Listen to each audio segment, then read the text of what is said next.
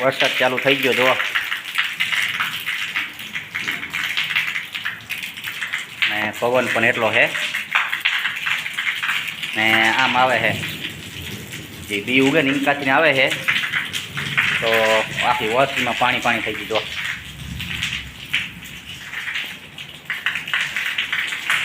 વાસેટ આવે છે ને એટલે બાયણા ઉગાડી નાખ્યા બે બી પાવર વહી ગયો એટલે બરોબર નથી દેખાતું, કારણ કે ફાઈબરના બાયણા છે ને એટલે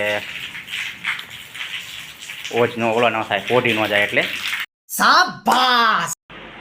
અત્યારે જે મિત્રો વરસાદ પડે છે ને એ બધો નો કામનો વરસાદ કહેવાય મિત્રો, કારણ કે અત્યારે ખેતી હોય તો ખેતીમાં બધી સિઝન મિત્રો ચાલુ થઈ ગઈ હોય, જેમ કે કપા વેણવાનું હોય કે બાજરો લણવાનું હોય, સાટીઓ વાટવાનું હોય કે બીજા ગમે એ કામ હોય, તો એ બધા કામ અત્યારે પાક ઉપર આવી ગયા હોય, બધા પાક લણવાનું બધું ચાલુ હોય, અને અત્યારે જે વરસાદ આવે છે તો એ બધો બગાડ થાય મિત્રો, ને આ બગાડના લીધે બહુ નુકસાની થાય છે ખેડૂતોને મિત્રો.